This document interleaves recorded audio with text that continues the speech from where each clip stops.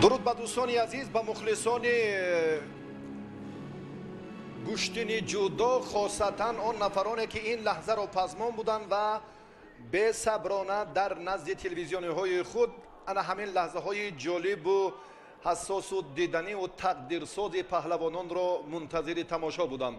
باوری دارم که این رقابت ها البته باز هم با یک شکوه و نصرت خاصه برگزار می‌گردند. پهلوانان امید بخش برای دریافت البته زینه های افتخاری رقابت رو نه و کک شروع کردند. و در مورد محمد اقبال تاشق ما قبلا هم صبح امروز معلومات زیاد دادیم به شما دوستان عزیز و کریم بحرالدین هم که تحت رهبری رزق‌الدین رجبوف تمرین میکند. این ورزشگر الان خلعت کبود به بر کرده است و بسیار هم مبارزه را هر دو پهلوان در میدان امروزه خوب آغاز کردند و منظور از اشاره بنده همان لحظه های اول، دورهای اول و دوم و علل خصوص سیوم را و تاشوف از سبقت تسلا بخش بعدی آنه که با سید جان حیدر در نیروسنجی تسلا بخش غلبه به دست آورد، بعداً برای دریافت مدال برنجی حق مبارزه را پیدا کرد و بحرالدین کریم باشد از شکرانوف قایم شکست خورد.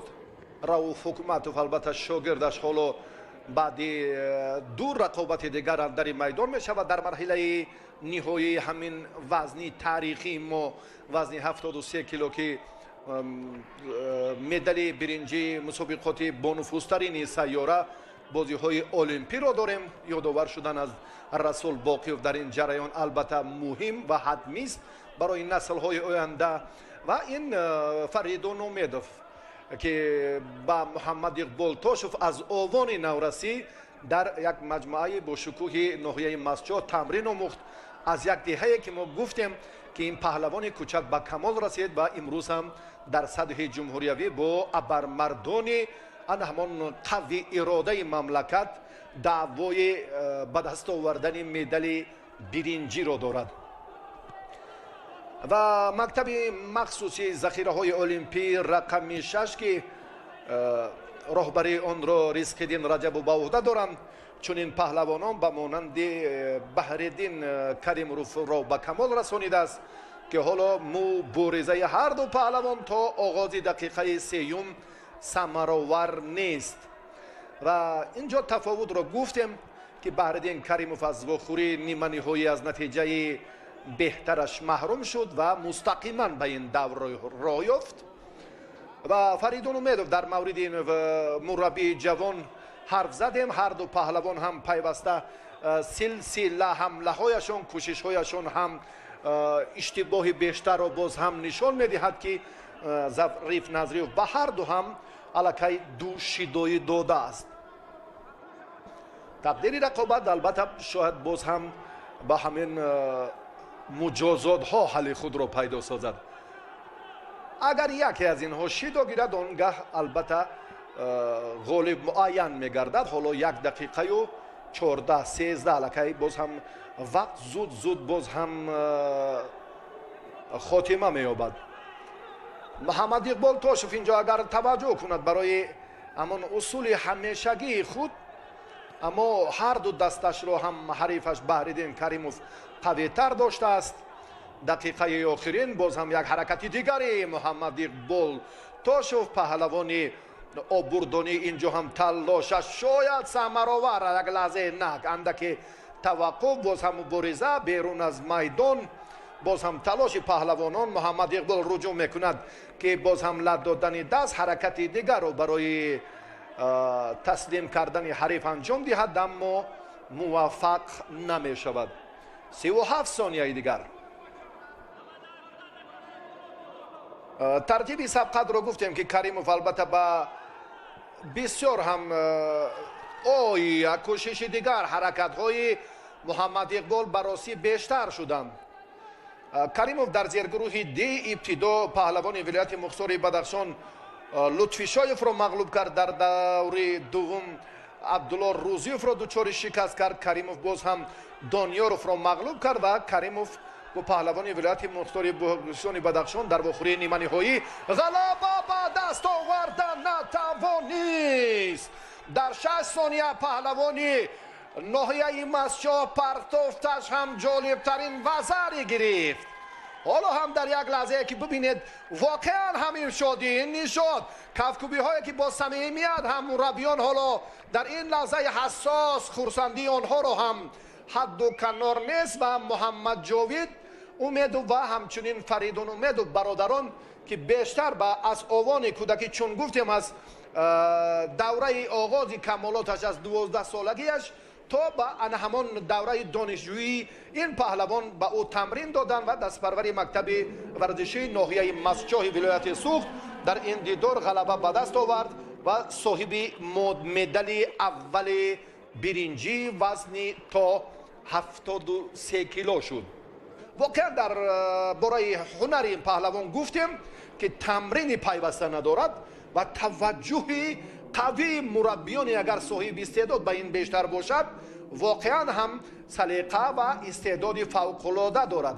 انا همین تاکتیکا، انا همین لحظه جالب و غرایب رو هم با موفقانه انجام داد. ببینید چه حالت، چون سرکت و بعدا هم حرکت را بدون ایست ادامه داد و مطلبش رو عملی کرده توانست.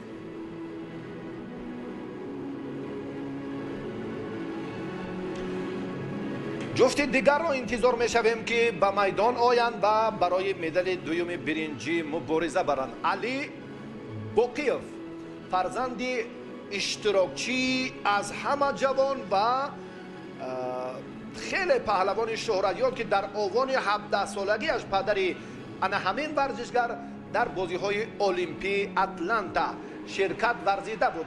نوابسته از نتیجه اما جوانترین اشتراکچی در گشتن جودو در بازی های المپی در زمان صاحب استقلالی مملکت و حالا این سلاله سال تا سال رشد می‌یابد و الکی باز هم در برابر ابوبکر و سهراب باز هم علی میدانداری میکند. حالا برای مدال برنجی دومی همین وزن با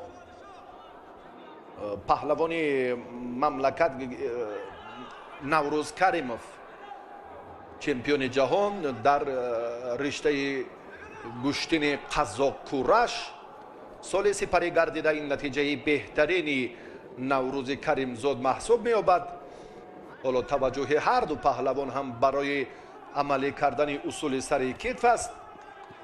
علی رجوع میکند در این مورد که حریف رو باز هم به حالت پرتری برد. نوروز کریمزاد در تیمور ملک گفتیم که شاه جایزه مکافات عالی رو به دست آورده بود سال قبل در مسابقه جام پایتخت، جام نوروزی 2018 و 2019 هم جایزه های افتخاری رو در نوروزگاه پایتخت صاحب شده بود. تحت راهبری فاروق صابروف مشق ورزی میکند و علی باقیف البته در مکتب ورزشی ناحیه رودکی با او нозуки касбро қиблагоҳаш рустам боқиёв меомӯзонад.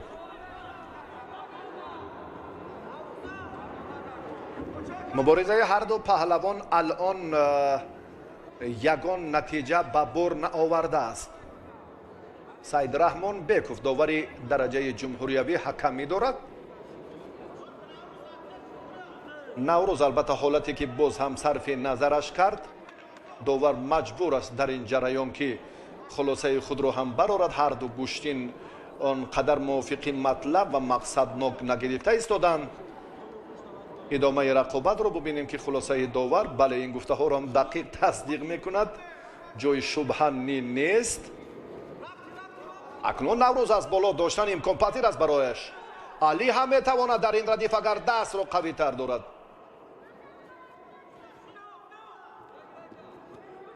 пешпо ҳаракаташ бо муваффақона хотима наёфт. ҳамин ҳаракати тезтар ёне давонидани ҳариф ба канори рост бошад ё самти чап, агар варзишгар як малакаи фавқулода дошта бошад дар ин радиф бисёр ҳам созгор аст. ҳамон банду услубҳои хоси гӯшини ҷудо ки варзишгарро ба ҳамон қулаи муваффақият наздиктар созад. наврӯз каримзод руҷӯъ кард, талош намуд, аммо Алӣ Боқиёв ҳам бисёр эътибораш барои ҳамон ҳаракатҳо дар ҳолати рост будан аст. ин аз он шаҳодат медиҳад ки бештари музаффариятро ҳам паҳлавон дар ҳолати рост будан ба даст овардааст. алон ҳам кӯшиш кард, аммо дасти рости Наврӯзро сари вақт дошта натавонист. Алӣ Боқиёвро мухлисонаш дастгирӣ доранд. инҷо ҳам гуфтем ки Алӣ Боқиёв боз ҳам робитаи хеле ногусастанӣ ва ҳамкориҳои самимии ду клуб, ҳам мактаби варзишии ноҳияи рӯдакӣ ва ҳам бошгоҳи варзишии ноҳияи Ҷалолиддини Балхӣ таҳти роҳбарии Сафаралӣ Баротов хеле рушд меёбад ки ин паҳлавон ҳам таи чанд моҳ дар ноҳияи Ҷалолиддини Балхӣ тамрин мекард. аз ин хотир дастпарварони ин бошгоҳ ба ифтихораш каф гуфтанд ки коргардон ҳам пешдастӣ кард ва онҳоро манзури мо намуд. Наврӯз дубора руҷӯъ мекунад ба ҳамон дастури мураббияш Фаррух Собиров ки аз боло дорад. аммо барои доштани дасти ҳариф ҳам бештар бояд кӯшиш кунад. ҳоло Алӣ пешдастӣ кард. барои албатта гум кардани мувозинат инҷо ҳам суратафзоӣ лозим аст. Алӣ ин корро бояд хубтар анҷом диҳад.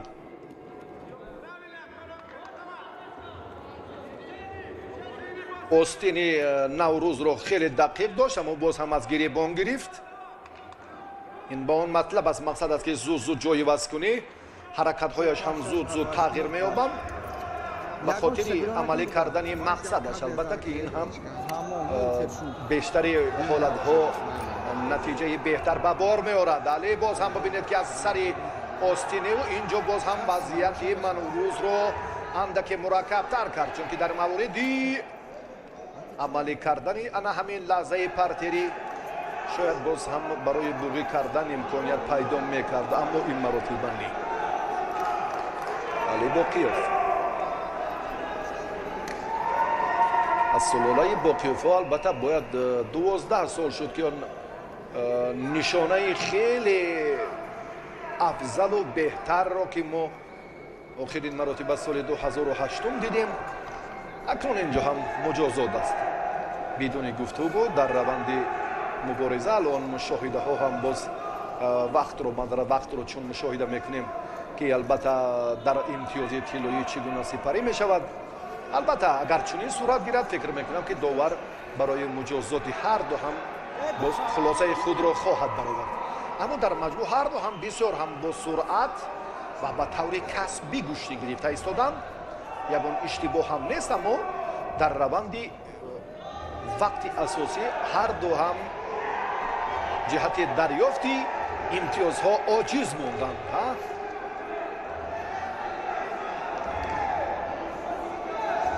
Наврӯз дар қазоқкураш ки ҷоизаи беҳтарин عنوان شایسته رو در قزاقستان به دست آورد.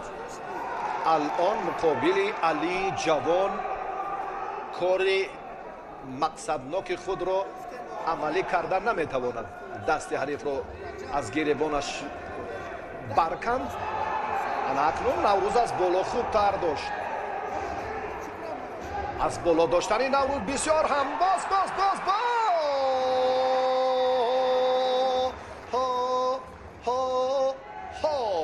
واقعا هم ببینید نوروز ابتدا عمل رو خوب آغاز کرد، اما زیر چنگال علی قرار گرفت و از این فرصت رها یافتن نتوانست از این وضعیت گران و در نهایت هم علی باقیوف توانست که مدال دوم برنجی وزن تا 73 کیلو، وزنی که برادرش اسمش را در تاریخ جودوی میهن با حرفهای زرین درج کرد، امروز این پیشبر سلاله باقیوف ها جای سیوم را اشغال کرد.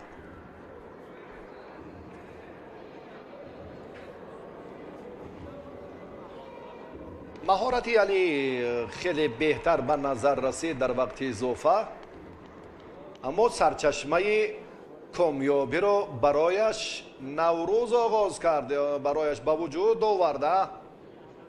انا همین فرصت لحظه که خیلی هم باعث تأسف فرخ صابروف است. انا همین ترتیب دیگر قوهش، ببینید قوهش اینجا هم واقعا خیلی ضعیفی کرد، کمی کرد که از این فرصت علی باقیوف این مدعا استفاده کرد و بعد این غلبه البته به گردن مدال برنجی رو می آورد و به هیئت منتخب جودوی پهلوان خوب درخشیده بود. هنگامی که با نوروز اکنون امروز هم وقتی نوروز آنقدر طالعش بلندی نکرد زیر چنگال انا همین پهلوان قبلا قرار داشت و در نهایت هم ناکام شد. این چهره داور درجه بین المللی ظریف نظریف است. اکنون به معرفی باز هم پهلوان جهان میپردازیم.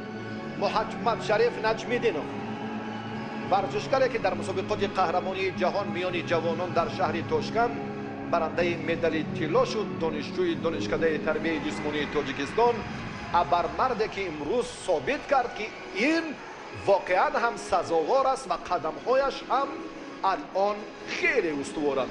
و در ابتدای گزارش خود در دور اول اگر بیننده همیشه ما و افرادی که محبت به گوشتین دارند واقعا هم بنده اشاره کردم که این چهره در فینال است و واقعا هر دو رو هم چون توصیه دادیم و واقعا هم چنین شد.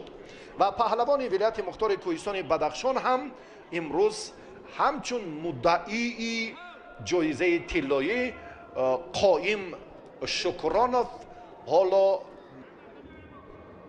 برای ثابت کردن موقع خویش در میان همتایانش در این مسابقات باشکوه مبارزه را آغاز کرده. اما بس بسیار هم لحظه، بسیار هم فرصت مناسب. بله بس چون گفتیم در این ردیف که حالا توقف بود یا چگونه جهان پهلوان پرتافت انجام داده. قائم شکرانوف بیا توجه میکنیم بار دیگر ابتدا هم باز جهان پهلوان بسیار حرکتی، من فکر میکنم که امتیاز هست، شاید من اشتباه کنم و شاید فکر من رو هم داور تواند که تقویت دهد. انا همین لحظه خیلی مساعدت کننده، خیلی جالبه که بله واقعا هم وزری و اکنون باز هم نیروسنجی رو پهلوانان ادامه میدهند. چگونه به این مرحله راه یافتن حتی برای ما وقت هم امکانیت نیست که از صورت افزایی و جالبترین لحظه نیروسنجی باز برای بیننده ذکی معلومات بیشتر دهیم. نجمیدینوف در زیر گروه بی شامل بود. النظرف را در دور اول از دسته شهر و ناحیه های تابع مرکز شکست داد. صبح الدین خلیلوف را در دور دوم مغلوب نمود. در دور سوم محمد اقبال تاشف را شکست داد. در دور چهارم نوروز کریمزاد را مغلوب کرد و این رقابت پنجم پهلوان خلعت سفید داشته در چمپیونات امساله مملکت است. تحت راهبری رؤوف حکومتوف تمرین میکند. دوباره هم باز یک حرکت دیگر، اما این مرتبه ثمر نآورد مهنت جهان پهلوان و در خصوص هنر و متانت قایم شکرانو میسازد گفت که الان دانشجوی دانشگاهی دولتی تاجیکستان است، دانشگاه ملی تاجیکستان، و تحت راهبری رستم نظرف در مجموعه در تالار ورزشی وستن تمرین میکند. دست جهان پهلوان اندکی آسیب دیده است و میتواند رقابت را ادامه دهد. به یاری تعجیلی طبی موصوف نیاز دارد. ما باشیم در این جریان، باز هم درباره شکران و به شما معلومات بیشتر میدهیم. چه حالتی رخ داد به توجه میکنیم در رفتی انا همین سبقه دست چپ حریف رو فشار آورد، اندکی آسیب هم دید محمد شریف نجمیدینوف. اما اشاره میکند که آماده هستم که رقابت را ادامه دهم. در خصوص شکرانوف ما گفتیم که این پهلوان هم اگر ما ابتدا این در زیرگروه دی رقابت را آغاز کرد، اسایف را پهلوان دوشنبگی را مغلوب کرد در دوره اول، بعدا قربانعلی بازاروف را شکست داد در دوره دوم، قایم در رقابت سوم علی باقیوف را مغلوب کرد و در دوره چهارم باشد بهرالدین کریموف را دچار شکست نمود و حالا نیروسنجی پنجم خود را به مانند همتایش محمد شریف نجمیدینوف ادامه داده ایستاده است. اما وزری را از دست داده است این پهلوان. این مدعاست که ما درباره باز هم رشد مکتب ناحیه درواز حرف زنیم که این پهلوان هم از ناحیه درواز ابتدا هم تمرین ها رو در کلوبی وستنی درواز آغاز کرد.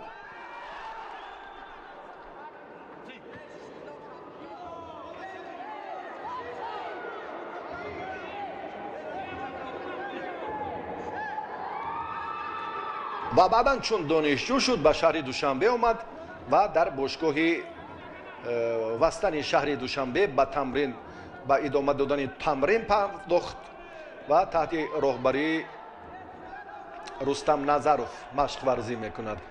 الان هم باز یک نگاهی داور در رفت یک طرفه داشتن آگاهی به شکرانوف داده می شود. گلحسین را اگر پهلوانان خوب دانند، این فرزند انا همون پهلوانی شهرتیار درواز است، گلحسین شکرانوف. پرتافت محمد شریف این هم وزری بود، وزری به ایپان تبدیل یافت.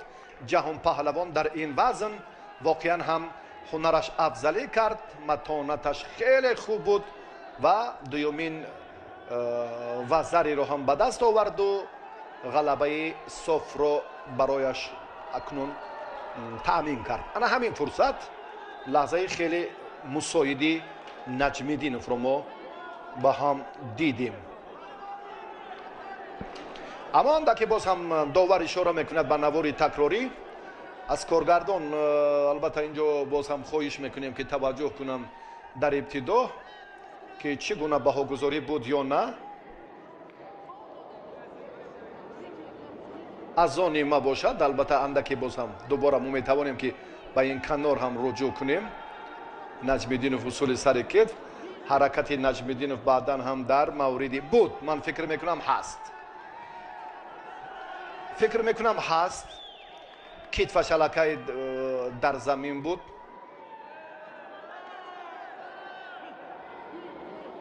اما باز این کار شد، بیکار کرده شد وزری دوم.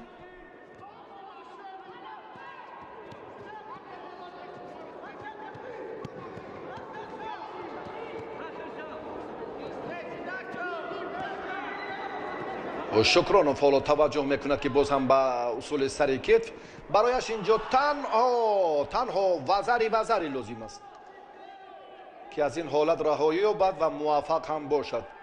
یک وزری تقدیر رقابت را به نفع شکرانوف حل کردن نمیتواند. 1.5 دقیقه دیگر پهلوانان در اختیار دارند. марҳилаи ниҳоии вазни то 73 килоро мо тамошо дорем. боз ҳам маҳмадшариф наҷмиддинов руҷӯъ мекунад. дастпарвари мактаби маҳорати олии варзиш шидо ба паҳлавони ноҳияи дарвоз, варзишгаре ки чун гуфтем ки Гулҳисайн солиёни тӯлонӣ ҳам дар майдонҳои бонуфузтарини Тоҷикистон майдондорӣ мекард ва паҳлавони мардумӣ буд. баростӣ нишона аз ин марди фурӯтан ана ҳамин қоим аст ки алон дар марҳилаи ниҳоӣ қарор дорад ва нирӯсанҷии Гулҳисайн Шукроновро бо Шералӣ Бозоров мо ҳаргиз фаромӯш намекунем ки бисёр ҳам як нирӯсанҷии хотирмону босуръату ҷолибу воқеан ҳам ибратбахш буд ки дар он замон Шералӣ Бозоров ҳам бисёр тактикаи хуби гӯштини ҷудо дошт ва ба осонӣ ғалаба ба даст оварда тавонист. Шукронов ҳуҷум мекунад, чунки медонад дигар вақт нест, имконият лаҳза ба лаҳза маҳдуд мешавад, вақт сипарӣ мегардад. камтар аз як дақиқаи дигар қоим Шукронов аз боло доштан барояш бисёр мусоид аст, аммо инро ҳам маҳмадшариф наҷмиддинов хуб медонад. бибинед худро зуд канор мегузорад.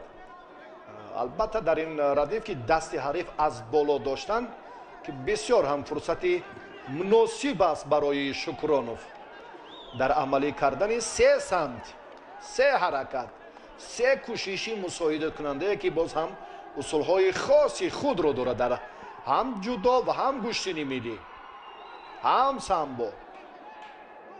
ҳолати рост будан ва фурсате ки бисёр қоим Шукронов мехост, аммо ба чанголи ҷаҳонпаҳлавон дарафтод.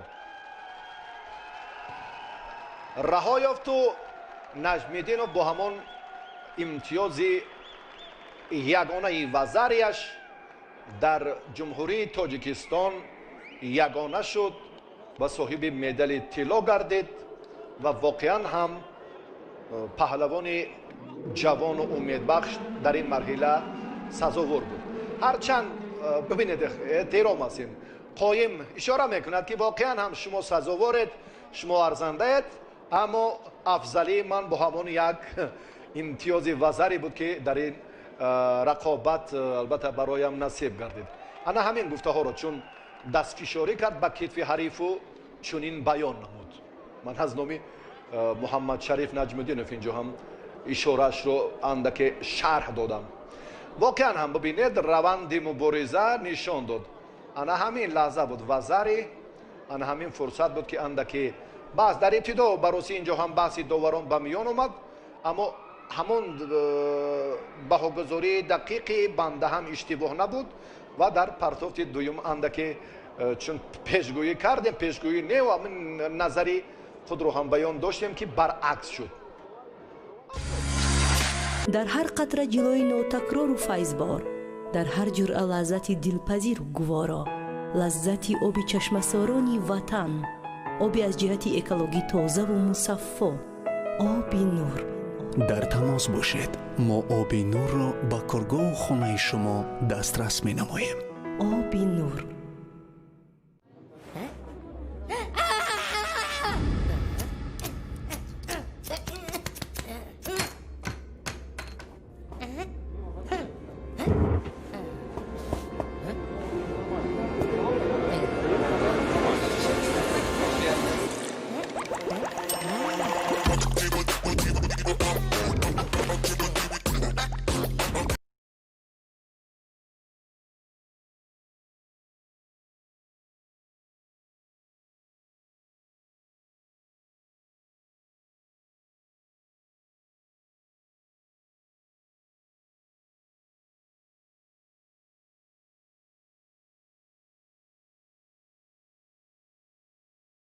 аст ин унвонро ду маротиба ба даст овардааст.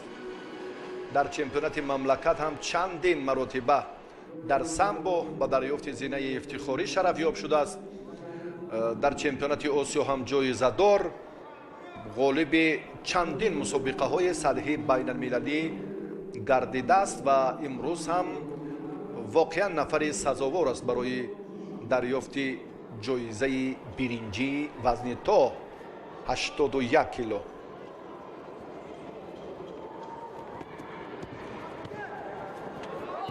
همراز در واخوری 4-1 نهایی از حق نظرов شکست خورد. بعد آن به رقابت تسلابخش پیوست. رستم دوشنبه را مغلوب کرد و بعدا حق شرکت در این مرحله را پیدا نمود.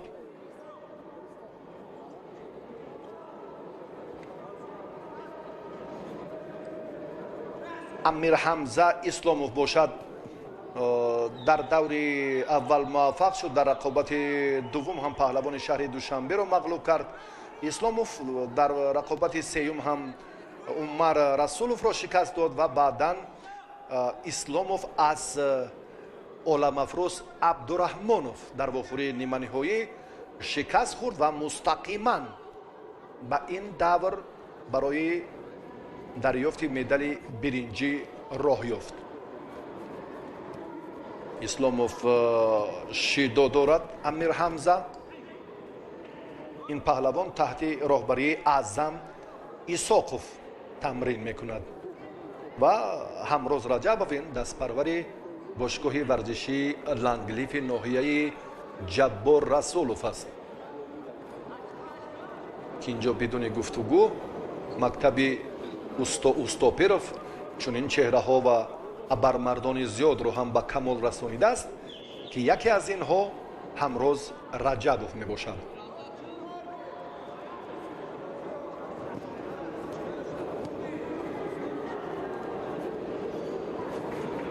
هر دو پهلوان تا کنون کاری را سامان ندادند برای نتیجه، برای دریافت امتیاز وزری. دقیقه دوم نیروسنجی ورزشگران پشت سر می‌گردد. اعظم ایساقوف که در مکتب ورزشی ذخیره‌های المپیایی رقم 6 به حیث مربی فعالیت می‌کند و امروز هم خلاصه کار که اینجا داور باید یک نقطه عمیق بله به هر دو هم شیدو داد. اسلاموف یک شیدو زیادتر دارد. امیر حمزه اندکی باید جدی‌تر باشد، به خطاگی راه ندهد. اما عقب نشینی همراز رجبوف اینجا هم به نظر میرسد. در استفاده اصول سری کید هم اندکی تنقیصی میکشد، اما دو کوششی او را دیدیم. سیومین کوششش در 12 ثانیه سیومین کوشش پهلوان ناحیه جبار رسولوف به نظر رسید، اما باز هم جرأت و توان همراز رجبوف اینجا هم به آن باعث شد که هم موفق نشود و هم مجازات گردد. یعنی حرکتی که با آن اصول سریکیت چگونه وانمود ساخت، داور هم این رو پیخست کرد، به او شیدو داد.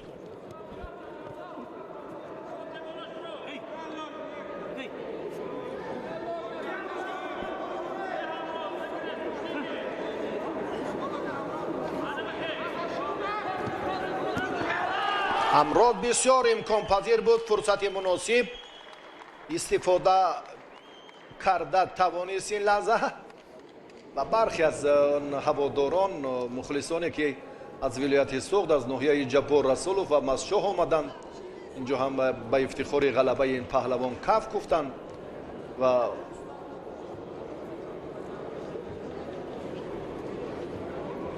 در خصوص تجربه غنی این پهلوان گفتیم که در مسابقات قهرمانی جهان 2 مرتبه برنده مدال برنجی است. در رشته سامبو تجربهش از حساب آن همان مسابقات سطح بین المللی نسبت به امیر حمزه اسلاموف زیاد است. اعظم ایساقوف را می باید که در این روند به شاگردش باز در آینده توصیه های بیشتر دهد. انا همین لحظه باعث سرفرازی بود که حتی شاهین گلوف دیرکتور باشگاه زرافشان هم به افتخار پیروزی هم دستش کفکوبی کرد. بسیار هم لحظه مناسب بود که از مد نظری واقعا هم تجربه ببینید حرکت کاملا دیگر طرف بود و این ورزشگر اسلاموف انتظار بود که موازنت به همون نیمه پیش است که کاملا برعکس حرکت کرد و انا همون حلوک درونه رو هم خوب استفاده کرد و غلبه رو به دست آورده توانست رجبوف همروز. سعید مختار رسولوف پهلوانی خیلی امید بخش 9 کرات چمپیون جمهوری تاجیکستان، چه در رشته سامبو چه در رشته جودو و سامبو و گشتین ملی هم اگر در مجموع 12 مراتب به عنوان بلند مدال طلایی مسابقات و مسابقات سرتاسری جمهوری شرفیاب گردیده است. بسیار هم جالبیت و جذابیت را در میدان امروزه نشان داده توانست. ما همان لحظه های مناسب و موفقانه پهلوانان وزن 81 کیلو رو به شما منظور کردیم. سعید مختار ابتدا به سوی پیش قدم می‌نهد. این رقابت هم خیلی جالب است فکر می‌کنم، چون که عمر رسولوف هم نفر تصادفی نیست. عمر جوان است تحت رهبری اعظم رسولوف برادرش. سنت الله اعظم رسولوف ها این پهلوانان خیلی نامور شهر حصارند و محمد شریف علیوف که بیشتر در روند تمرین ها به این پهلوانان البته کمک میکند و در تالار خیلی برهوایی که بیشتر برایشان امکان فراهم می آورد. امروز هم همون زمینه همون بود. یک توجه هم دستگیری هم برای ورزشگر مهم است که تمرین را سری وقت انجام دهد، به همون مطلب و مقصد نهایی خیش هم رسد.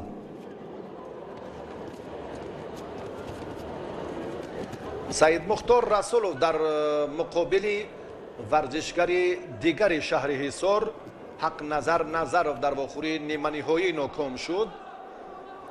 حالا پایش را باید عمر از این حالت رها کند و بعدم فرصتی به تخت پشت نگاه داشتن جریان میگیرد، اما چنین نشد.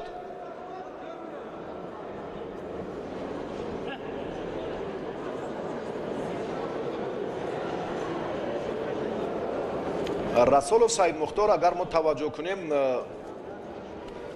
در دیداری اول آزاد بود، بعدا پهلوانی کلاب شهر فیضوف را شکست داد.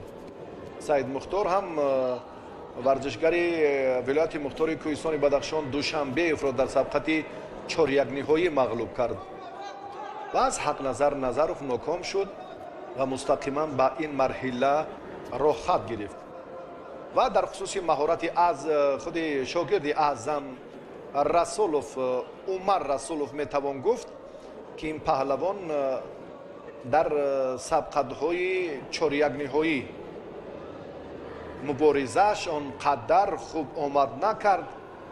رسولوف در دیداری اول پهلوان شهر دوشنبه را مغلوب کرد. بله غنی جان رو.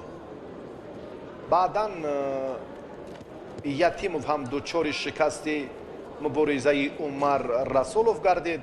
رسولوف باز هم از اسلاموف امیر حمزه شکست خورد و بعدا در سبقت تسلا بخش باز هم عمر رسولوف رسول سعیدوف را شکست داد. این ورزشگر شهر دوشنبه بود. با همین ترتیب نتیجه زورآزمایی پهلوانان را پرره باز هم به معلومات شما رسانیدیم. به هر دو شیدا وقتی شیدا داده می شود علاقه مسئولیت اندکی بیشتر می شود. این رو هم باید پهلوانان در نیروسنجی خود بر اعلی نشان دهند.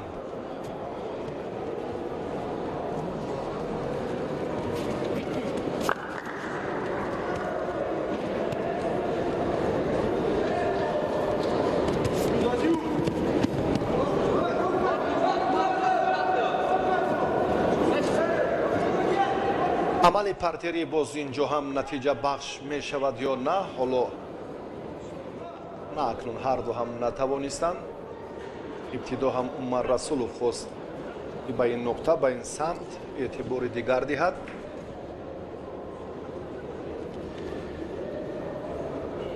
عمر در هیئت منتخب جوانان شهر حصار با مسابقات با چمپیونات مملکت به ناحیه جبور رسولов سفربر گردیده بود. در این وزن برنده مدال طلا شده بود. در آن زمان هم در سبقت نیمه نهایی با غنیجان غنیев چمپیون آسیا رو برو گردید و غنیجان رو شکست داد و امروز هم ثابت کرد که عمر نسبت به غنیجان غنیев متانتش و خیلی هنرش هم افضلی دارد. دو مراتبه که این دو چهره قوی منتخب جوانان با هم دیدار انجام دادند. در هر دو مبارزه عمر رسولов پهلوان خیلت سفیداشته کامیاب شد. خورشید مجیدов البته پگاه نیروسنجی میکند. در وزنگران ما باوری داریم که برگشت این پهلوان البته باز هم نوگانی را به هیئت منتخب در این وزنگران به میان خواهد آورد. کوشش های عمر داور البته حمله ها را تلاش های پهلوانان را مد اول میگذارد که کدام از ورزشگران بیشتر هجوم زیاد دارند و حرکت هایش چگونه است. در این سمت دلکه سید مختار رسولов اندکی شماره تشکیل کردن همان حمله هایش یا دریافتی همان عمل جالبی گوشتین جدا برای نتیجه اندکی فکر میکنم کمتر است. دوباره باز هم عمر این رو ثابت می نماید. اکنون کار به نقطه دیگر می رسد.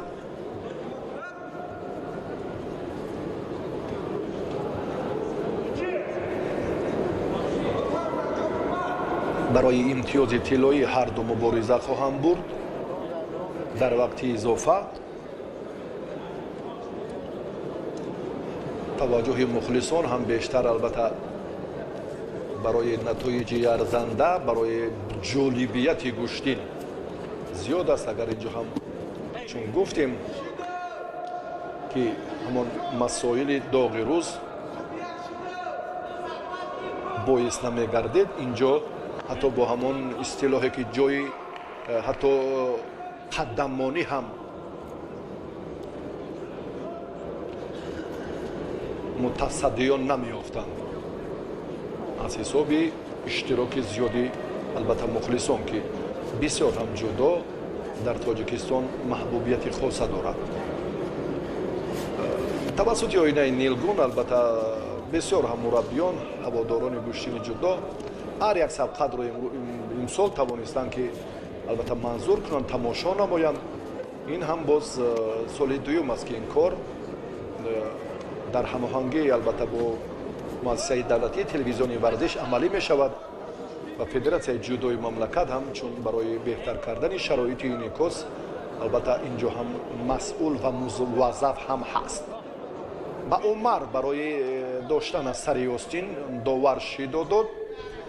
اکنون از حساب شیداها باز هم برابری است. قوه پهلوانان هم برابر است.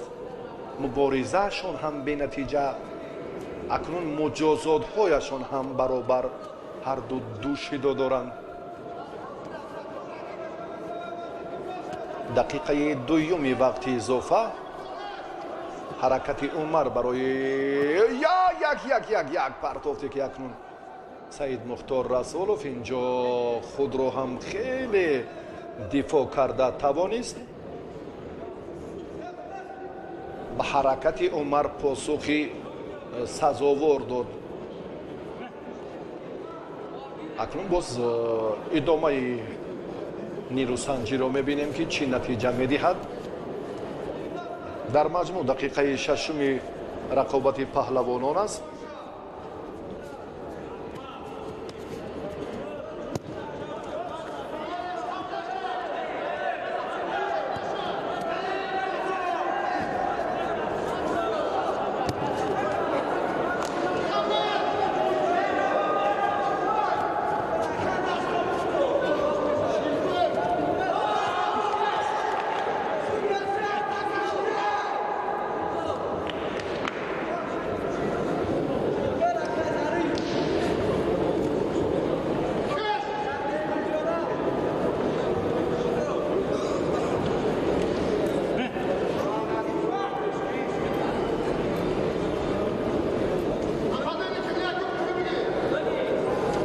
دقیقه هفتم مبارزه پهلوانان اولو هم سعید مختار هم عمر از یکدیگر امتیاز ستانیده نمیتوانند کار انجام یافت. کار را عمر انجام داد. از یک حالت ضعیفی، از یک فرصت خیلی و خیلی خوبی به میان آورده اش استفاده کرد و از این ورطه مشکلی هرچند که سعید مختار رسولوف خواست که رها یابد اما نتوانست. 12 کرات چمپیون جمهوری تاجیکستان در 2 نوع ورزش، این هم نتیجه عالی است. معذرت، در 3 نوعی گشتین. و این پهلوانی جوان البته آینده درخشان دارد. تا جای ما میدانیم زمان نیروسنجی سنت الله رسولوف اعظم که اندکی نسبت به سنت الله تجربه آنقدر والای گوشی نداشت، اما سنت الله چهره سرشناس در همان زمان خود بود، 15 سال قبل. در همین لحظه هم عمر توانست که در نهایت کار با امتیاز طلایی مشرف گردد و بر رقابت خود در نهایت هم نقطه گذارد. واقعا مدال دوم برنجی را البته ما با شما صاحبش را معرفی کردیم. رسولوف عمر پهلوان شهر حصار، چون گفتیم که یک مجمع خیلی با شکوهی که در آنجا هم اعظم هم سنت رسولوف ها و هم محمد شریف علیف که بیشتر و زیادتر البته روند کار را میتیزانند و پهلوانان شهرتیار را هم به کمال میرسانند. این عمر بود که جایزه برنجی را به دست آورد.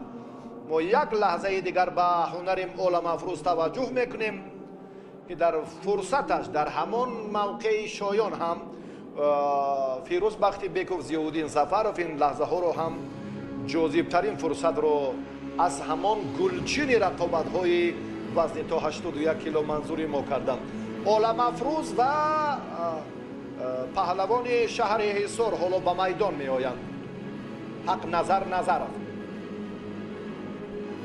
بسیار هم همین جاذبیت همین جالبیت رو کارگردان واقعا هم این نکات در سطح عالی در سطح کسبی بود. واقعا همین لحظه های جالب فرصت های مناسبی هر دو را ما تا این لحظه تماشا کردیم. عالم افروز عبدالرحمانوف برادر سرمربی منتخب جودوی کشور محمد مراد عبدالرحمانوف. اگر باز هم از این پیشتر توجه کنیم والدین نفر حسین عبدالرحمانوف که در زمان اتحاد شوروی همچون پهلوانان نامور و شهرتیار در تاجیکستان به حساب می رفتند. جنگی خان دولتوف هم سلاله و برادران همین افرادند که در تاجیکستان خیلی شهرت خاصه دارند. حق نظر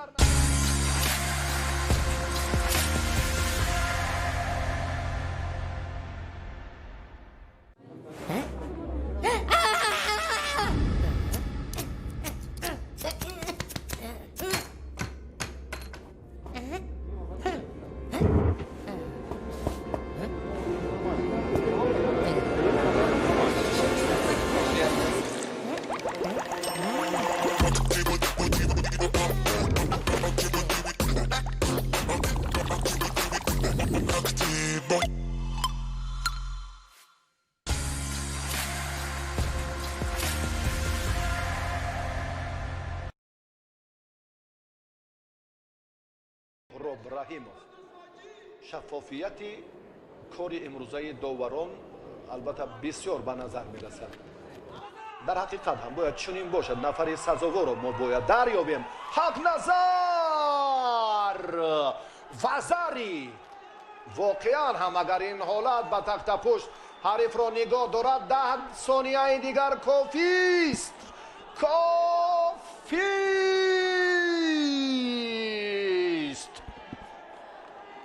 و اکنون ببینیم که نوکک این لحظه همچون آغاز گردید، اما کار کارگردان های عزیزی ما اندکی دیرتر شد این جریان باز هم در برطرف کردن موازنه دنده که حالت دیگره که مورد توجه بود و واقعا هم جالب. در حقیقت هر دو هم تلاش و مبارزه جالب رو منظور ما کردن و واقعا هم حق نظر از دقیقه اول آماده بودن خود رو در میدان امروزه خیلی خوب نشان داده توانست.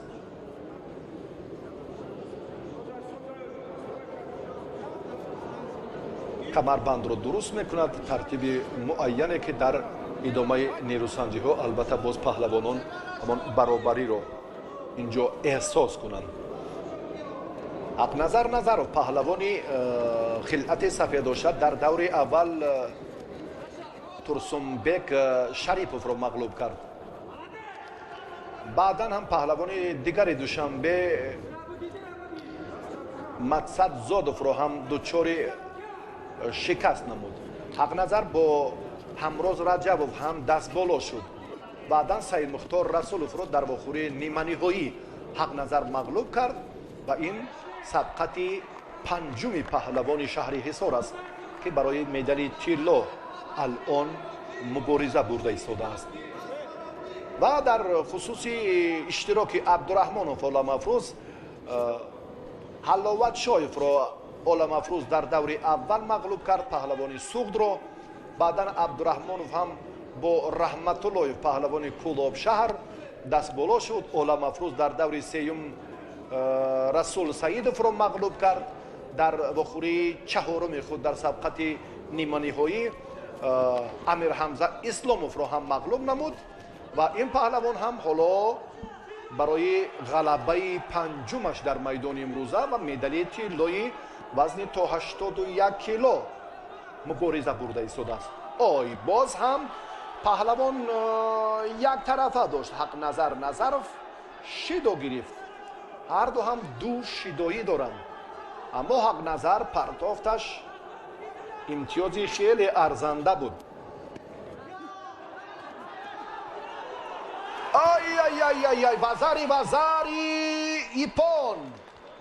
وزاری ایپون است.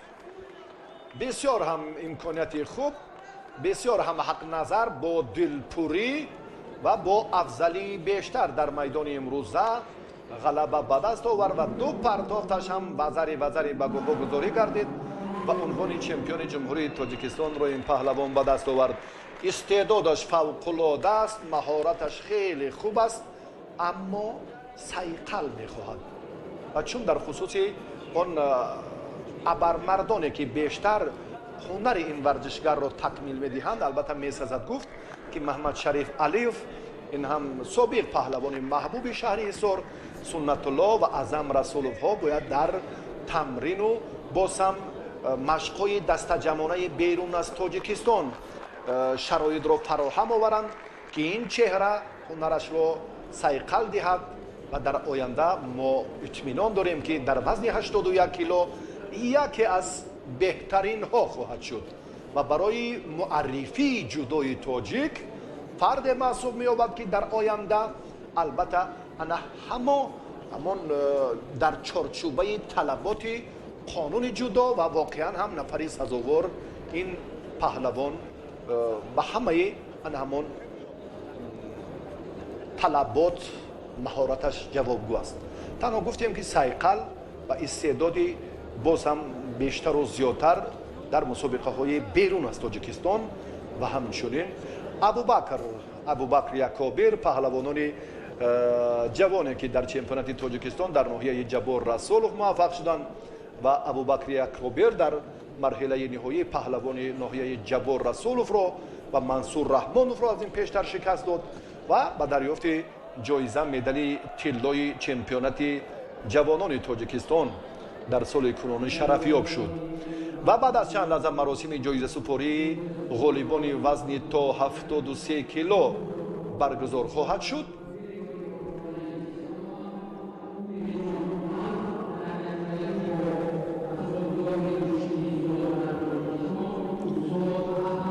ولی جان، این پهلوان ناحیه فیض‌آباد است.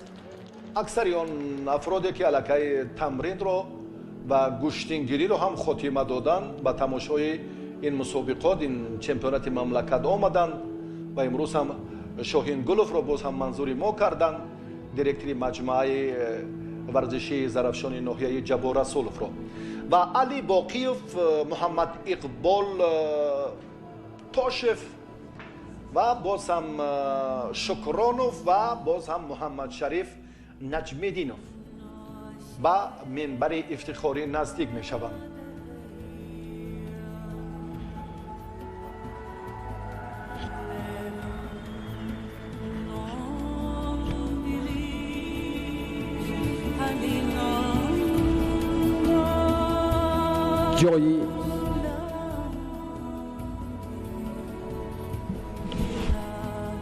جای سیوم موزیکا، جای سیوم در وزن تا 73 کیلوگرم تاشف محمد اقبال ولایت سوخ، جای سیوم باقیوف علی خطلان 1.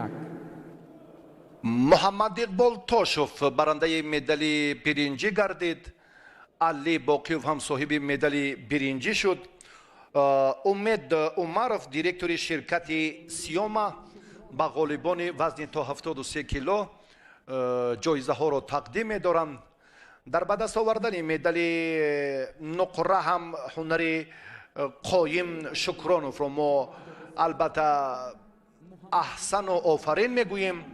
این ورزشگر هم بسیار در میدان امساله گوشتین جودو درخشید و جهان پهلوان میان منتخب های جوانان سیاره پهلوان شهرتیار کشور محمد شریف نجمیدینوف صاحب مدال طلایی وزن تا 73 کیلو گردید.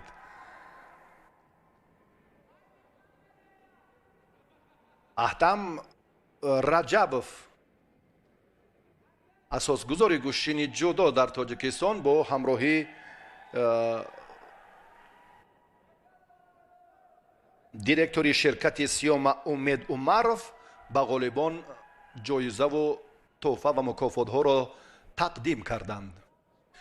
با همین ترتیب چون گفتیم که این چهارگانه در میدان امروزه در میان 32 نفر اینها بهترین ها بودند و ماس قایم شکرانوف واقعا هم این پهلوان امروز ثابت کرد. فرزند گلحسین شکرانوف پهلوان سابق ناحیه درواز. به همان لحظه آخرین توجه میکنیم که چگونه محمد شریف نجمیدینوف حریف را در یک لحظه مساعد و مناسب پیدا کرد و صاحب وزری شد و همین وزری تقدیر رقابت نهایی را حل کرد.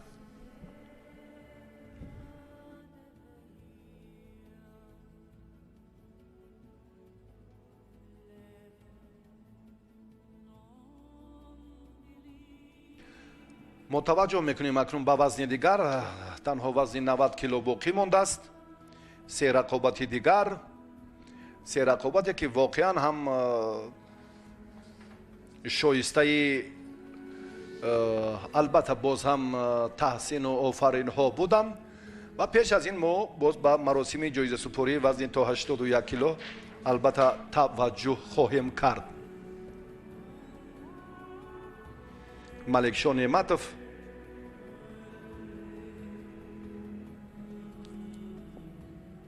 زبان در کمیته کار با جوانان و ورزش نزد حکومت جمهوری تاجیکستان به حیث رهبر بودند و بیشتر هم در کمیته ملی المپی یک مسئولیت جدی هم داشتند و محض به روند مسابقه ها مسئولیت آنها فکر میکنند که بسیار هم تاثیر خوب رسانیده توانست و فرزند نفر زنده یاد جهان پهلوان سید مومن رحیموف سید احتم رحیموف هم حالا برای سپاریدن جایزه ها آمادند.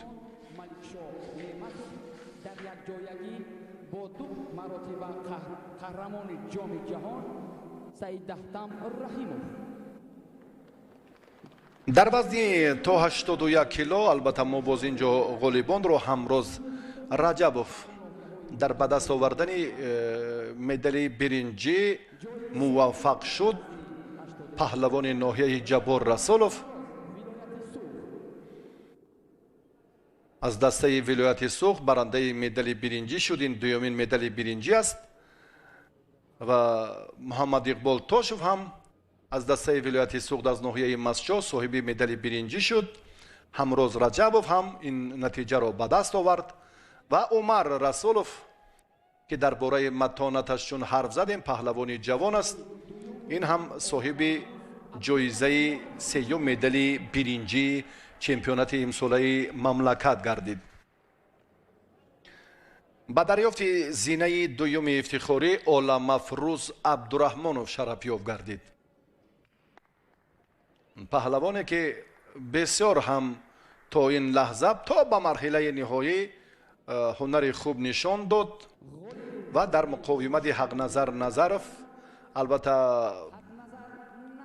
عاجزی کشید و جای دوم را اشغال کرد.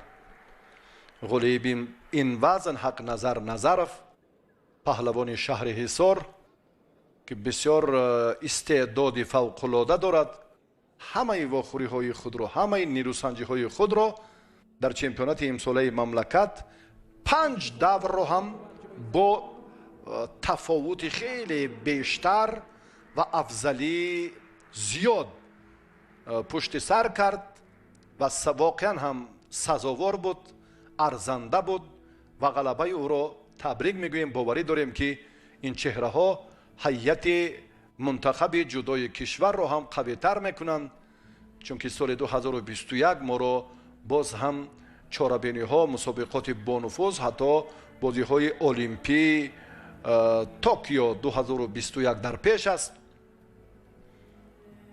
برای سفربری در دیگر مسابقه ها نیز البته ورزشگران ما امکانیت بیشتر و زیادتر هم دارند. البته همان لحظه را ما میتوانیم بسیار حلوک داخله رو هم در سطح بلند اجرا میکنه. ببینید انا همین حلوک با نام اسکندری اما سرش رو اندک پستر کرد.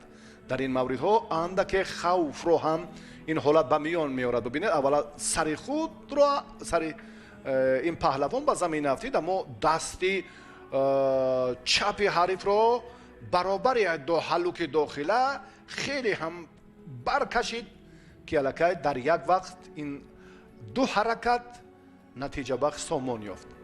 سنت الله مزراب لایقوف ها این پهلوانانی که آینده شان البته درخشان است در حیات نورسان هم در گوشین ملی گوشین جودو این برادران هنرنمایی خوب هم کردند در ناحیه جبار رسولوف و امسال هم دو مسابقاتی که برگزار شد در ماه نوامبر در ناحیه جبار رسولوف، یکی در گوشین جودو چمپیونات جوانان کشور و بعدا مسابقه جمهوریوی که الکی ما پهلوانان جوان را توانستیم که به بینندگان معرفی سازیم توسط گزارش های پررای خود از جریان نیروسنجی های پهلوانان در مرحله های اساسی. وزن 90 کیلو حالا برای دریافت این 3 جایزه 4 جایزه دیگر پهلوانان رقابت میکنند. ظریف نظریف داور درجه بین المللی،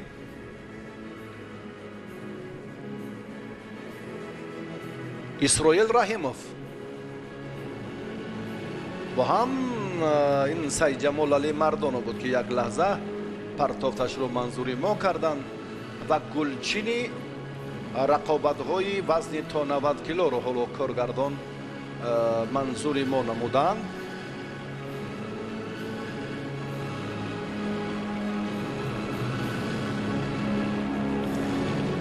اسرائیل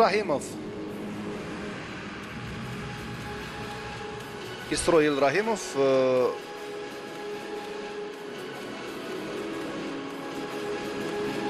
در مبارزه در سبقت 4-1 نهایی از رحیموفی هم نسبش ناکام شد. رحیموف اولوغبک و حالا در این مبارزه اسرائیل رحیموف بنابر سبب به میدان آمدن سعید جمال علی مردانوف بدون مبارزه این پهلوان کامیابی رو به دست آورده توانست. علی مردانوف در میدان امروزه خیلی بهتر هنرنمایی کرد، اما در سبقت نیمه نهایی از کامرون کارلیکوف شکست خورد. پیش از این علی مردانوف سعید جمال جورابک انوشیروان جورابک از دسته شهرناهی‌های توبه مرکز را مغلوب کرد و بعدا هم در دور دیگر تورایف را دچار شکست نمود. بگنظرف را هم در رقابت سیوم مغلوب کرد و در نیروسنجی نیمه نهایی ناکام شد، اما اینجا به میدان نبرآمد. سببش رو بررسی نمیدانیم. بسیار هم دل شکستگی و بسیار ناامیدی هایش بود که کارشناسان هم از این چهره امید بیشتر داشتند، چون که در 5 رقابتی که مقابل کامرون کارلیکوف قبلا انجام داده بود دست بالا شده بود. به توجه میکنیم به همان فرصت ها، لحظه های گلچینی سبقت پهلوانان وزن تا 90 کیلو.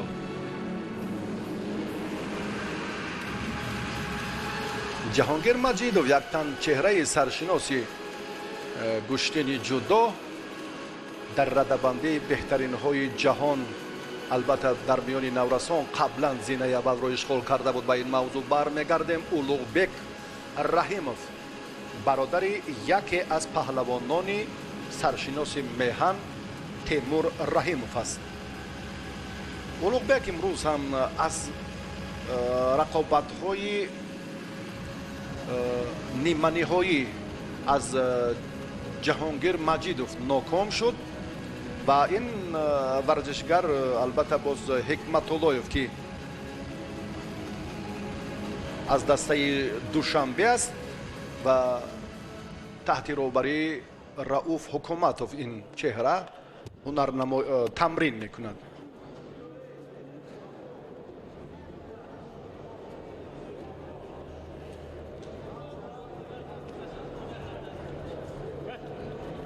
بررسی در متانت و در هنر هر دو این پهلوان ما تا این مدت برابری را دیده بودیم.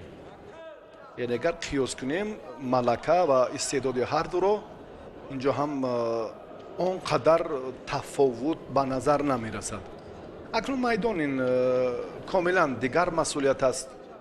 حرکت و باز هم تلاش پهلوانان از یک دور در هر یک نیروسنجی کاملا دیگر است. بیاید با هم تماشا کنیم و بعدا با این سوال که آیا استعداد کدام افضلی دارد می توانیم پاسخ دقیق پیدا نماییم.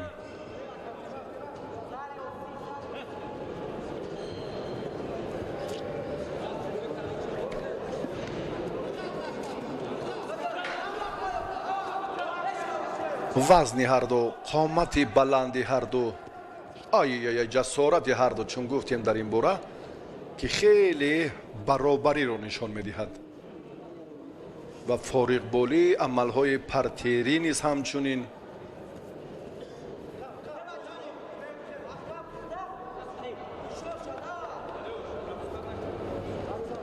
و اگر با ابتدا با مکتبی که این ورزشگر حکمت اللهیف تمرین را مختص است، خودی همان ناحیه شهر نو منشأ میگیرد. مکتب ورزشی ناحیه شهر نو، شیرزاد شیخوف و باز هم نفر دیگر میرزا شیخوف که بسیار هم در تربیه کردن این چهره آوان نورسی یک سهم ارزنده هم دارند. بعدا این ورزشگر که ساکن پایتخت شد، تمرین ها را در شهر دوشنبه ادامه داد. قبلا هم در مربیانی که بیشتر در یک چند تالار ورزشی هم تمرین زیاد کرده است و رؤوف حکومت با این ورزشگر تا جای ما میدانیم البته باز هم طی این 2 سال اخیر تمرین میدهد. در خصوص برابری هر دو ورزشگر البته باز هم ما فکر میکنیم که اشتباه نکردیم، چون که الکی 2 دقیقه هم سپری شد. هر دو یک زل یک مرام مبارزه میبرند و تا کنون ما افراد موفقро наметавонем ки бубинем. دقیقه سیوم است.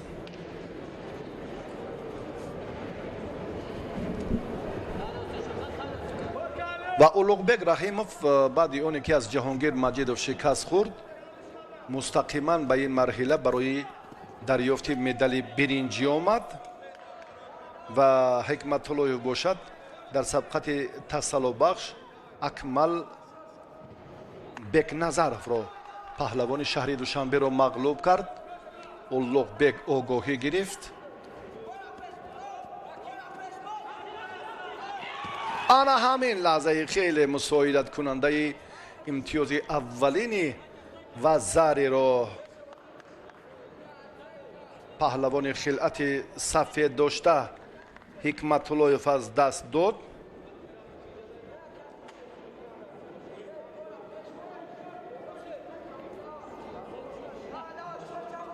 садрулло ҳикматуллоев чун дар оғози мубориза ҳамчунин буд то дақиқаи дуюм андаке фишорро дучанд кард ки уллуғбек иштибоҳ намуд, аммо шидо барои ҳал кардани натиҷаи сабқат нақше надорад. мо метавонем албатта боз ҳам шоҳиди дарёфти имтиёзи тиллоӣ гардем дар вақти изофа агар 35, 34, 33 сонияи дигар барои ҳарду натиҷабахш анҷом наёбад. Темур Раҳимов узви мунтахаби кишвар дар вазни ҷамъи 100 кило алон чун таваҷҷӯҳ мекунем ки дар сабқатҳои қаблӣ инҷо ба ҳайси сония санг буд. ҳоло ин варзишгар дар минбар рақобатро тамошо дорад.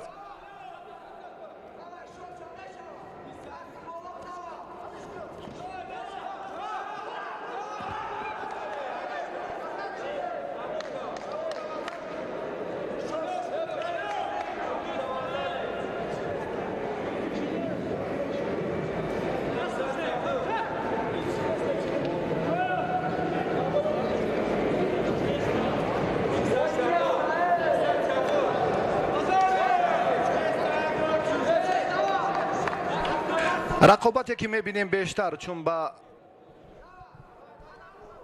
суратафзоии ҳарду ҳам зарурати дигарро ба миён меорад.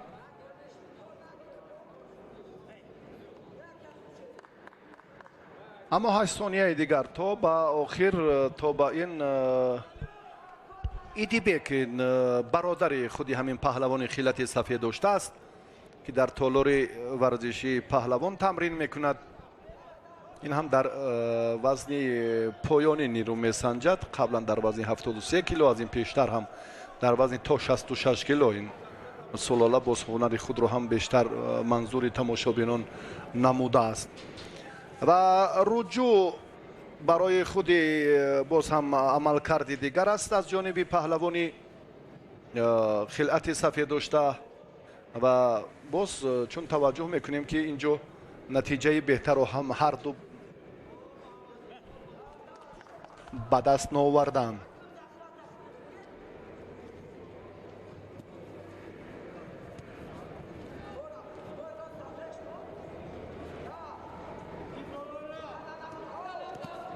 چهارده ثانیه 15 16 17 دقیقه اولی وقتی اضافه است. تلاش اولوغبek و پهلوانی خلعت سفید داشته حالا هم ثمرآور نیست. صدرالله بسیار هم در روند تمرین ها هنگامی که خود را حکومت توصیه میداد اندکی خنک نظری کرد، وگرنه در یک فرصت مناسب یک حالتی خیلی قلای رو در دقیقه 4 که دریافت اما دست رو فراموش کرد. حالا هم دست رو داشتن دستی راست حریف رو اکنون از نظر دور نکرد. صاحب البته موفقیت شدنش محض از همین وابستگی دارد که باید دستی راست حریف رو هنگامی عمل کردی همون حلوک داخله باید صدرالله خوب قوی و کوتاه دارد. он гаҳ метавонад дилпурона амалро бо суръат албатта анҷом диҳад. духтури мусобиқа ба ин варзишгар кӯмак мекунад ба Садрулло Ҳикматуллоев. наврасоне ки албатта умедвории фардои албатта паҳлавон шуданро доранд. улуғбек тавсияи бародараш Темур Раҳимовро ҳоло ҳам амалӣ накардааст. ҳар ду ҳам мубориза бурданд, ҳар ду ҳам акнун дар вақти изофа то ин лаҳза имтиёзе ба даст наовардаанд. наврасонро ки ояндаи дурахшони моанд, инҳо ҳам дар дил умедҳои зиёд доранд. албатта ба гӯшини ҷудо муҳаббати хоса доранд ки то ин бевақтӣ ҳатто на дар 1 соату 2 соат, аз ин ҳам бештару зиёдтар 5-7 соат рафти мусобиқотро албатта тамошо мекунанд. Темур чӣ нақшаҳо дорад? ба касе айён нест. зиёдтар мехоҳад имрӯз бародараш албатта муваффақ бошад дар ба даст овардани медали биринҷӣ. аммо вақт ҳамаро нишон хоҳад дод ки кадоме аз ин варзишгарон лоиқи медали дуюми биринҷианд. ёдовар мешавем ки Исроил Раҳимов баъдиёне ки Сайҷамол Али Мардонов ба майдон набаромад, бидуни мубориза медали биринҷиро ҳамроҳаш ба ноҳияи Абдураҳмони Ҷомӣ хоҳад бурд. як лаҳзаву як лаҳза улуғбек кореро оғоз карду зери чанголи ҳариф монда. Темур маҷбур шуд. чӣ ҳолате ки амалро ки оғоз кардед, андешаи охирашро ҳам кунед бародар. ана ҳамин тартиб ва баъдан ҳаракати паҳлавони хелати сафед дошта айни муддао буда. Садрулло Ҳикматуллоев хеле ҳам аз ҳамон мушкилӣ, аз оҷизии улуғбек хуб истифода бурд. бибинед улуғбек чӣ гуна ҳаракати хубро оғоз кард, аммо оқибати корашро намедонист ки ба нокомӣ меорад. ана ҳамин аст варзиш. бибинед ки воқеан ҳам Садрулло дар ин ҷараён ҳунари фавқулодаи худро беҳтар нишон доду медали биринҷиро аз кафи дасти бародараш кашида гирифт. баростӣ ана ҳамин партофти улуғбек имконпазир буд барои тақдир ҳалли тақдири ана ҳамин сабқа дар вақти изофа. аммо бо ду даст камарбандро ё камари ҳарифро қавӣ доштан, фикр мекунам ин касбиятро нишон намедиҳад. ана ҳамин аст амалкарди ҷолибу ҷозиби 2 секундаи паҳлавони хилати сафеддошта ки мо ҳам аҳсанаш мегӯем. баъди чанд лаҳза охирин рақобатро мо ба шумо нишон медиҳем. ду чеҳрае ки имрӯз майдони набарди паҳлавонони баруманди вазни то 90 килоро зебу зинат медиҳанд. ду чеҳрае ки имрӯз муваффақиятро албатта нисбат ба дигарон бештару зиёдтар ба даст оварданд. ана ҳамин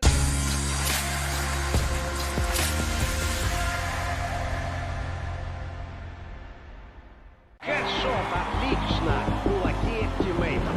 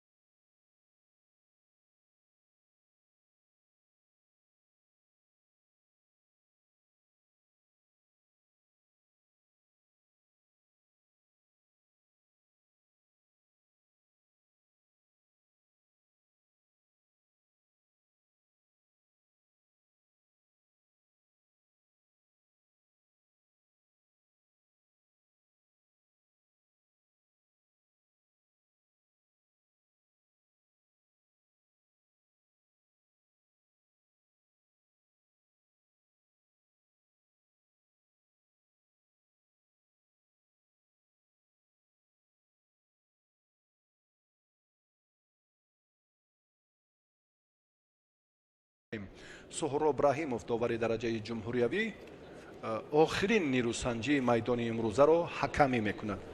در خصوص کاردیکوف گفتیم که در رقابت دوم ادریسوف رو شکست داد، بعدا حکمت اللهیف رو صدرالله حکمت الله رو در واخوری 4-1 نهایی مغلوب نمود و علی مردانوف رو در رقابت نیمه نهایی شکست داد و به فینال برآمد.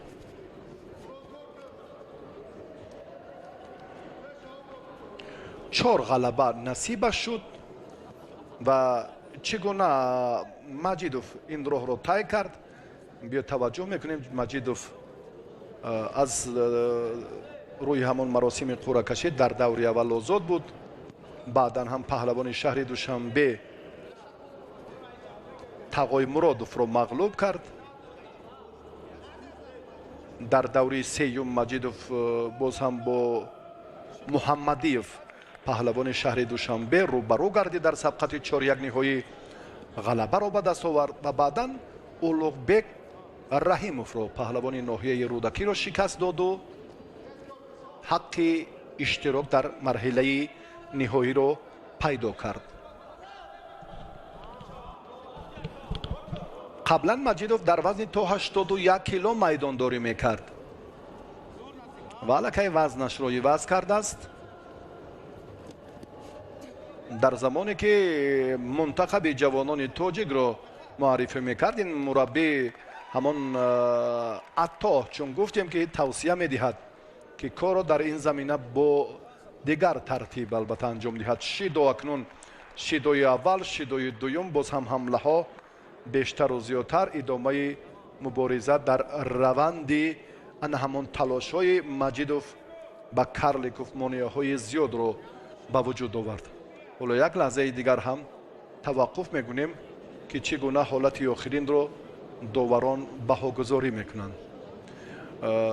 کامران برادر شهرت کارلیکوف یکی از پهلوانان سابق ناحیه یوان است. عمل کرده که در ادامه نیروسنجی خود بینید و قضاوت کنید که آن اصول های ممنوع و حالت های دیگری که بیشتر و زیادتر می شوند در جریان مسابقات باید کامران به اینها اعتباری خاصه میداد. هرچند ما اینجا پسمان بودیم فرصت مساعد رو حالت جالبی میدانداری امروزه جهانگیر مجیدوف رو، اما متاسفانه ندیدیم چون که الکی آگاهی های بیشتر اشتباهی جدی کارلیکوف با آن باعث گردید که الکی همون سلسله شیدوها تقدیر نیروسنجی رو پیش از مهلت حل سازد. چگونه؟ حالا با هم باز امکان داریم که این لحظه ها رو ببینیم. مجیدوف از حساب اشتراک در مسابقه های زیاد البته تجربه غنی دارد. این همان آخرین عمل کرد بود و در نهایت هم جهانگیر مجیدوف از این خطاگی ها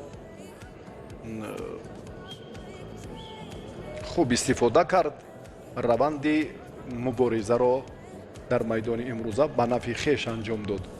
تا لحظه البته مراسم جایزه سپاری وزن 90 کیلو هم اندکی ما وقت در اختیار داریم و بعد سپاریدن جایزه های افتخاری غالبان وزن تا 90 کیلو البته با گزارش خود اینجا خاتمه میبخشیم. پگاه در وزن 100 جمع 100 کیلو پهلوانان معروف مملکت میدانداری میکنند، مبارزه میبرند. بعدا در حیات دستوی باز هم ورزشگران اندر میدان میشوند و 8 نفر بانو باری اول هم در تاریخ چمپیونات جمهوری تاجیکستان به میدان می آیند و آنها البته برای دریافت جایزه های افتخاری تلاش خواهند کرد.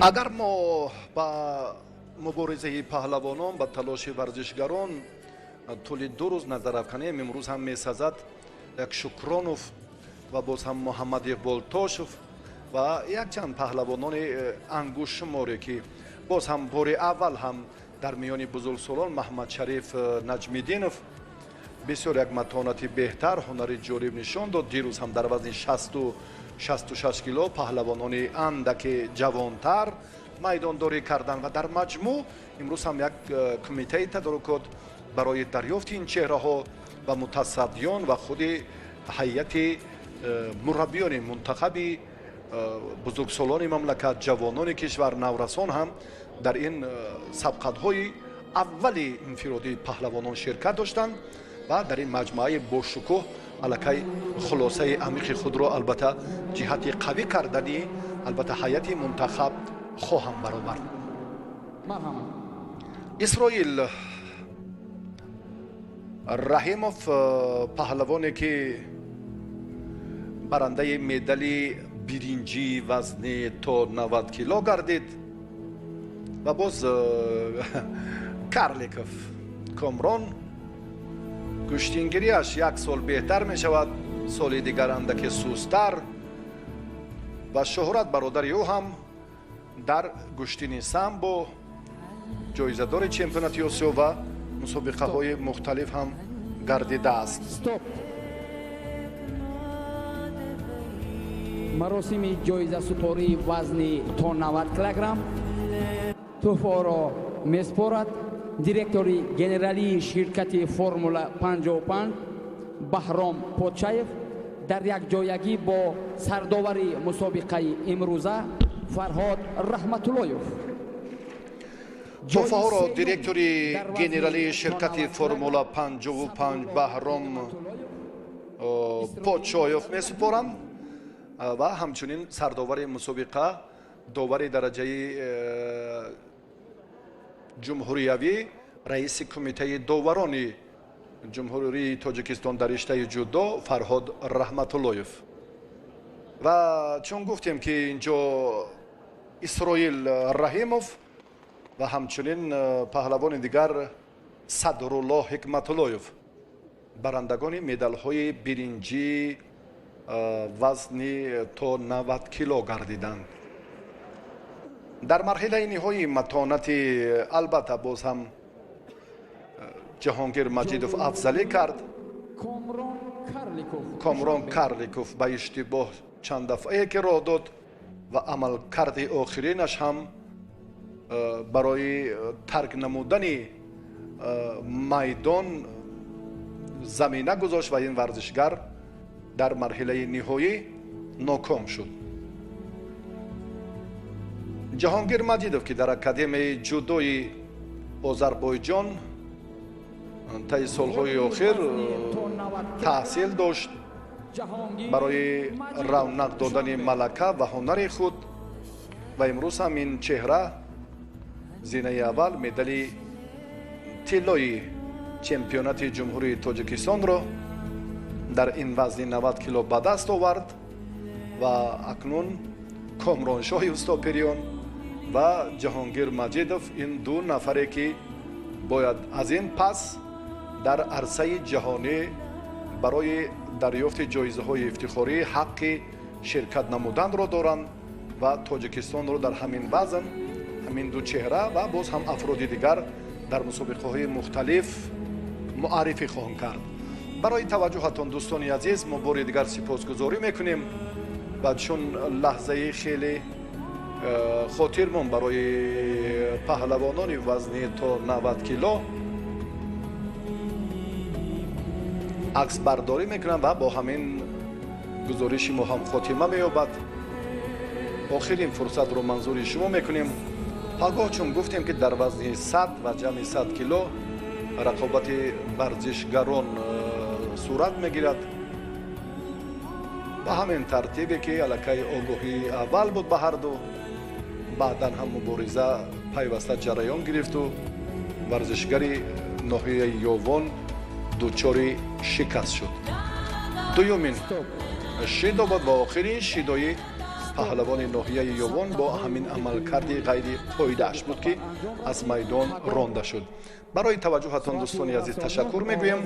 албатта боз ҳам гузориши мо аз макони баргузории ин мусобиқот пагоҳ ҳам идома хоҳад ёфт. шабакаи моро тарк накунед. боқӣ саломату сарфароз бошед.